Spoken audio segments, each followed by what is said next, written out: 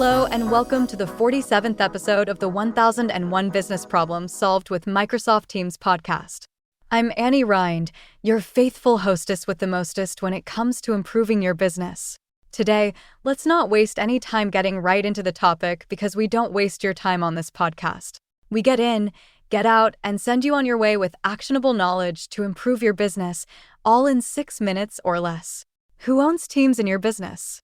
Well, unfortunately, too many managers and business owners immediately punt to their IT departments or MSPs when asked about Teams or any of the other collaborative apps in Microsoft 365. Let's clear something up immediately. The IT department doesn't own Teams. If you're a small business owner without an IT department, your MSP doesn't own Teams. You own Teams. By you, I mean if you own your business, if you manage your department. Heck, even if you're a lowly manager in a megacorporation, you own Teams. The IT gurus are there to support you in your use of Teams, but they do not own Teams any more than they own Excel, Outlook, Word, or PowerPoint. Imagine saying, well, I'd like to create a Word document, but I'll need to go ask IT first. Of course, that's nonsensical. The IT department might make sure Word is functional on your computer, but what you do with Word is completely up to you. Teams is different from Word, Excel, and the other individual Office apps when it comes to ownership, however. No, the IT department doesn't own Teams any more than it owns Microsoft Word. But neither do individual employees.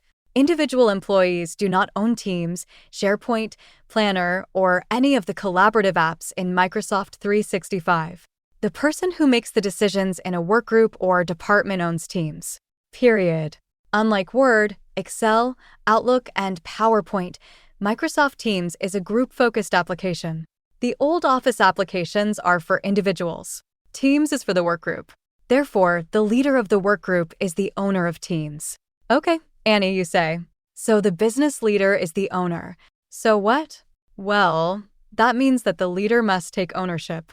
Again, so what? What does that mean? Out of the box, Teams is an unimpressive, bland user interface. Yes, you can chat with it. Yes, you can have meetings in it. And yes, the calendar is just a mirror image of your Outlook calendar. Big whoop.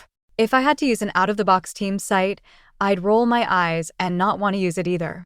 Nobody likes change, and if they're going to change, they want to see a reason or a benefit if they're going to change how they work. So, all of that to say, if the workgroup leader doesn't take ownership and fashion the Teams site to facilitate, streamline, and standardize the workgroup's collaborative and informational processes, then some anonymous dude in Pakistan may as well own Teams. It's not doing anybody any good. Let me repeat. Teams is a group application. And since it's a group application, success in Teams depends on the leader taking complete ownership and ensuring it is customized and used to facilitate group work processes. Maybe you are a manager of a department in a large corporation. Maybe you feel no ownership whatsoever because corporate is stodgy and rarely lets you do anything outside the norm. If that's your case, I recommend you go way back to our episode number 5 entitled, I Need a Way to Improve My Small Department in a Large Company. In that episode, I argued that you most certainly can own Teams as a lower-level manager in a large corporation. There are few instances where such a manager cannot take ownership of the Teams site and begin fashioning it to work for his or her department. I would go as far as to even say that the IT department and/or the higher-up management would welcome someone taking the reins of your Teams site and improving efficiency with it. The problem is that Teams is usually just plopped onto everyone's computers and they just expect you to begin using it. That's why Teams is usually so unimpressive and misused in corporate settings. Nobody at all takes ownership and nobody customizes it for effective usage. Now, I understand that there are some companies who keep pretty tight controls on Teams. One type of company that comes to mind is companies who are regulated by the federal government, such as financial advisor companies. Those people are rightfully scared to do much because missteps can be so consequential. Well, I've got news for you. If the leadership of such companies are approachable, you can often convince them to at least open the Teams spigot just a bit and let you take ownership of your Teams site. It does take some careful planning on your part, but when you think about it, haven't they always let you manage your own shared drive? Teams isn't much different than a shared drive, although it's much more helpful. Some argue that because there are communications involved, they can't turn loose of ownership. Well, communications in Teams is just as auditable as email.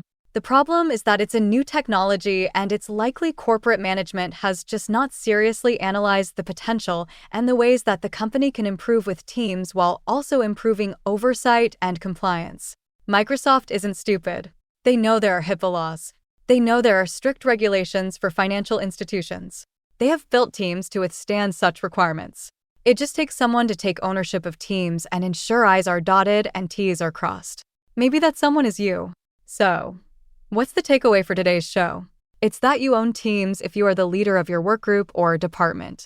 The sky is the limit if you take ownership and work to customize your team site layout and functionality to match and facilitate your employees' work process needs. Oh, and if you don't know where to start as the owner of your Teams environment, go take our free 30-minute video course at teamsquickstart.com. While the course won't teach you everything, it will certainly teach you enough to outperform 90% or more of other organizations using Teams. Success with Teams is much more a function of leadership than training. When you as the leader takes ownership, great things are guaranteed to happen. Now get out there and own it. This is Annie, signing off until next week.